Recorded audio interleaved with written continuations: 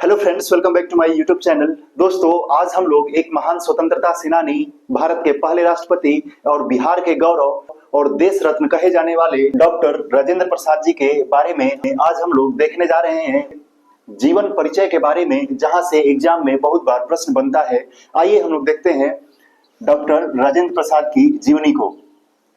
तो डॉक्टर राजेंद्र प्रसाद जी को बिहार का गौरव या देश रत्न भी कहा जाता है। तो इनका उपनाम एग्जाम में डायरेक्ट पूछा जाता है कि बिहार का गौरव या देश रत्न किसका उपनाम है, तो ये उपनाम हो जाएगा दोस्तों डॉक्टर राजेंद्र प्रसाद जी का।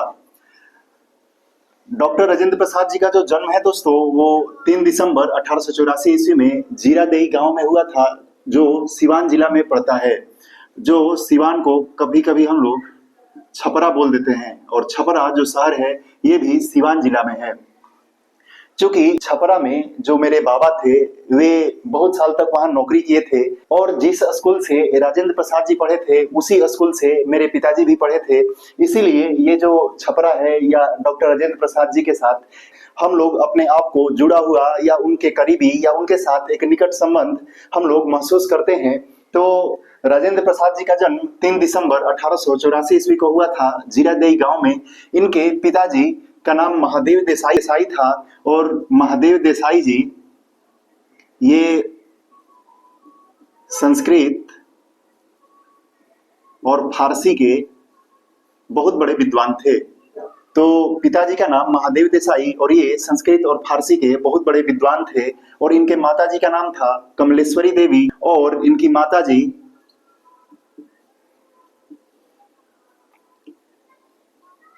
धार्मिक प्रवृत्ति की स्त्री थी।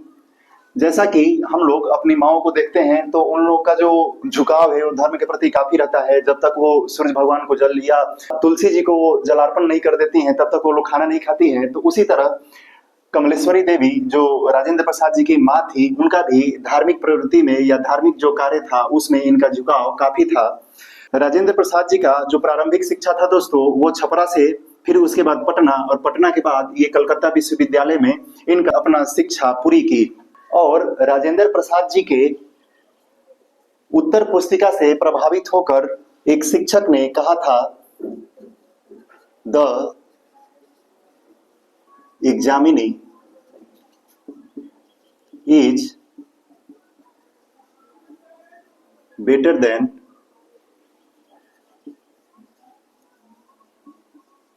एग्जामिनर। मतलब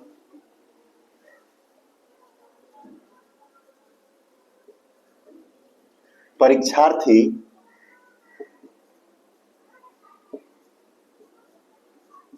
परीक्षक से बेहतर है। जब कोई शिक्षक ऐसा बात बोल दे कि परीक्षार्थी परीक्षक से बेहतर है, तो आप उनकी विद्वता का अंदाजा लगा सकते हैं कि कितनी प्रतिभा के धनी थे राजेंद्र प्रसाद जी। तो the examinee is better than examiner, ये कथन उनके शिक्षक द्वारा राजेंद्र प्रसाद जी को कहा गया था। इसके साथ कलकत्ता विश्वविद्यालय में उन्होंने 18 वर्ष के एग्जाम में, जो एंट्रेंस एग्जाम होता था कलकत्ता विश्वविद्यालय के लिए, उसमें इन्होंने टॉप किया था। और कलकत्ता विश्वविद्यालय से ही इन्होंने लॉ की पढ़ाई की, और वहां से डॉक्टरेट की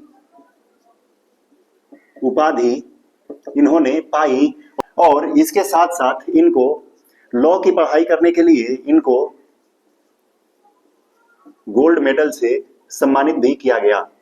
तो ये तो राजेंद्र प्रसाद जी का प्रारंभिक जो परिचय है, इसको मिटा करके हम लोग इनके आगे का जो जीवन वृत्तांत है उसको हम लोग देखते हैं।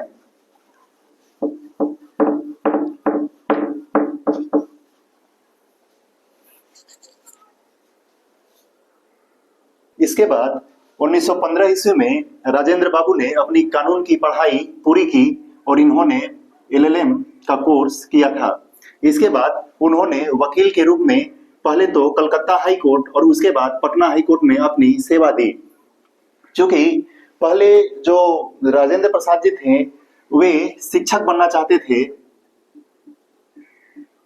लेकिन उसके बाद इनका जो झुकाव था वो वकालत में होने लगा। इसीलिए इन्होंने कानून की पढ़ाई की और एलएलएम की डिग्री इन्होंने 1915 ईस्वी में की और उसके बाद वकील के रूप में कलकत्ता हाई कोर्ट और पटना हाई कोर्ट में अपना सेवा देना चालू कर दिया।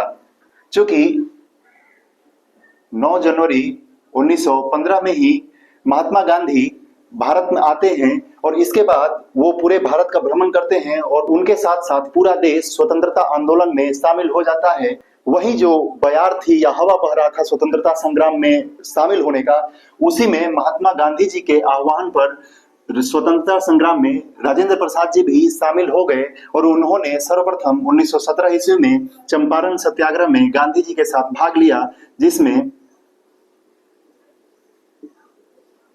तिनकटिया प्रणाली जो था उसको खत्म करने के लिए जो निलहे किसान थे उनके समर्थन में 1917 ईस्वी में चंपारण सत्याग्रह में गांधी जी के साथ राजेंद्र प्रसाद जी आए।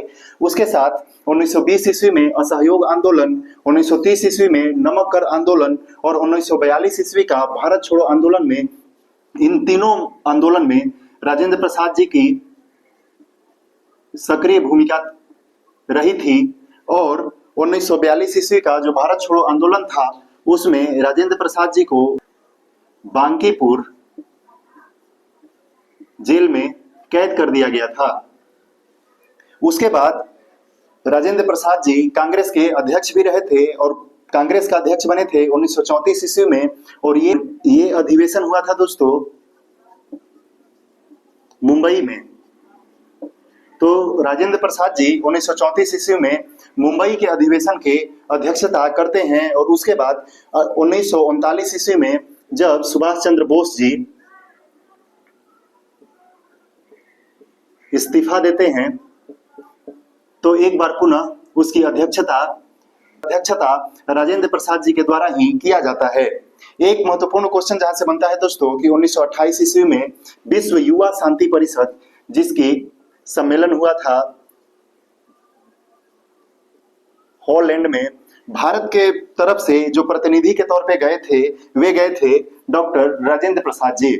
तो यहां से महत्वपूर्ण क्वेश्चन बनता है कि 1928 में विश्व युवा शांति परिषद हॉलैंड में आयोजित किया गया था। भारत के तौर पे उसमें प्रतिनिधि कौन बने थे? तो वो हो जाएंगे doctor Rajendra Prasad.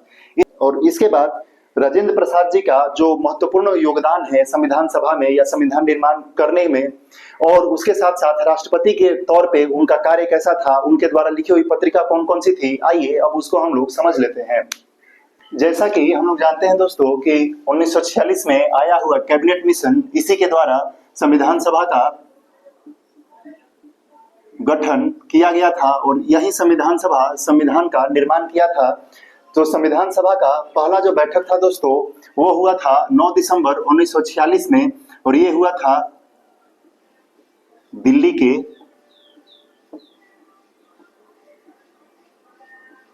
Chambers hall में। चूंकि ये पहला बैठक था तो जब पहला बैठक होता है तो जिस सभा में सबसे बुजुर्ग सदस्य होते हैं उन्हीं को अध्यक्ष का पद दिया जाता है। इसीलिए पहली बैठक में जो अध्यक्ष का पद दिया गया सबसे बुजुर्ग सदस्य को, जिनका नाम था सच्चिदानंद सिन्हा। तो संविधान सभा के पहले अध्यक्ष या अस्थायी अध्यक्ष कौन थे? तो वो हो जाएंगे सच्चिदानंद सिन्हा। लेकिन संविधान सभा की दूसरी बैठक होती है 11 दिसंबर 1946 ईस्वी को, जिसमें अध्यक्ष के तौर पर राजेंद्र प्रसाद जी को चयनित किया जाता है और उसके बाद राजेंद्र प्रसाद जी ही संविधान सभा की अध्यक्षता करते हैं। चूंकि संविधान बनाने के लिए संविधान सभा द्वारा 8 बड़ी और 13 छोटी छोटी समितियों का गठन किया गया था। तो राजेंद्र प्रसाद जी के जिम्मा में ये 3 समितियां थी। संचालन समिति ये बड़ी समिति थी और ये जो वित्त एवं कर्मचारी समिति एवं राष्ट्र ध्वज संबंध तदर्थ समिति, ये दोनों छोटे छोटे समितियां ये भी राजेंद्र प्रसाद जी के अधीन थी। तो संचालन समिति के जो अध्यक्ष हो जाएंगे वो भी राजेंद्र प्रसाद जी, वित्त एवं कर्मचारी समिति के अध्यक्ष राजेंद्र प्रसाद जी और राष्ट्र ध्वज संबंधी तदर्थ समिति इसके भी जो अध्यक्ष हो जाएंगे वो राजेंद्र प्रसाद जी हो जाएंगे। इसके बाद 1946 ईस्वी में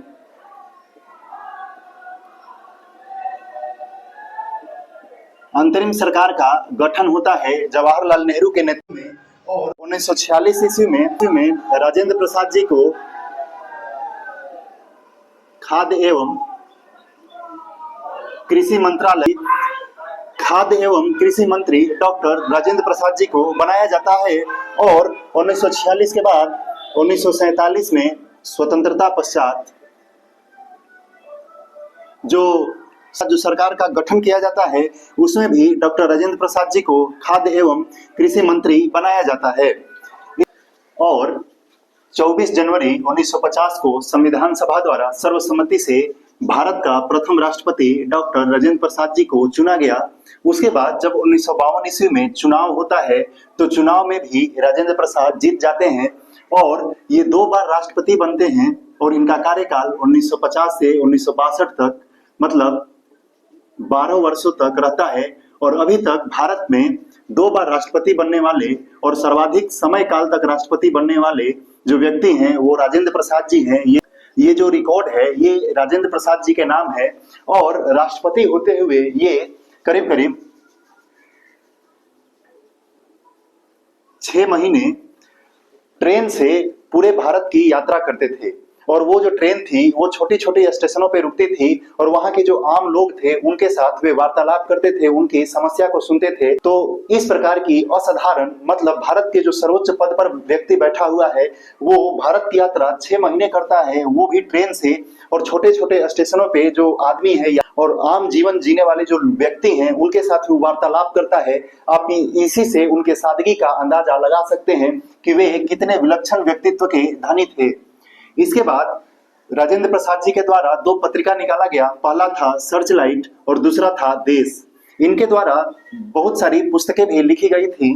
चूंकि राजेंद्र प्रसाद जी को हिंदी, इंग्लिश, फारसी, उर्दू, संस्कृत, बंगाली और भोजपुरी का काफी बृहद ज्ञान था और इसके साथ साथ जो गुजराती भाषा है उसका भी व्यवहारिक ज्ञान इनको था।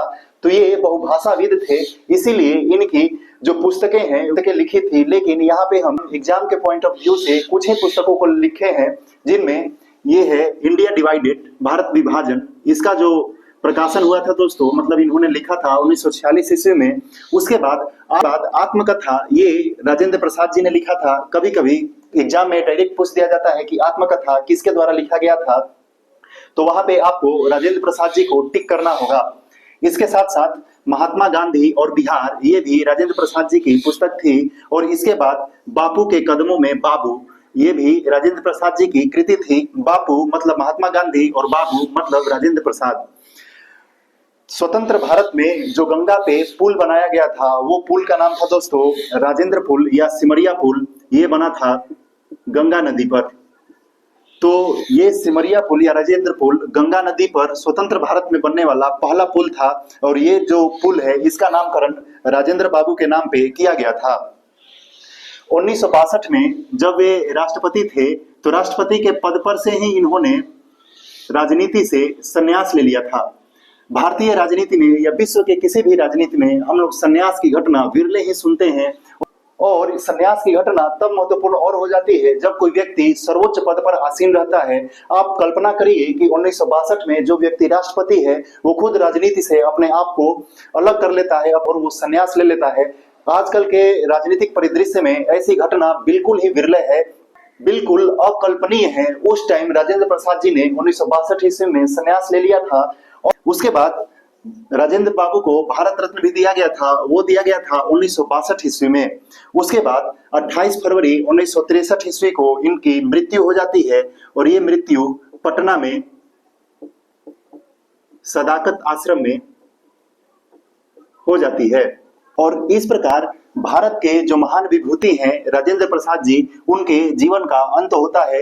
एक महान प्रतिभा और व्यक्तित्व के धनी, सादगी, सेवा और समर्पण के प्रतीक ऐसे हमारे बिहार के गौरव देश रत्न डॉक्टर राजेंद्र प्रसाद जी के बारे में आज का ये क्लास था। आई होप कि राजेंद्र प्रसाद जी के बारे में आपको ये सारी बातें काफी अच्छे से समझ में आई होगी। यदि आप इस वीडियो को पसंद कर रहे हैं तो वीडियो को लाइक करिए, कमेंट करिए और इस वीडियो को अपने दोस्तों के साथ शेयर करिए। Thank you for watching this video. धन्यवाद।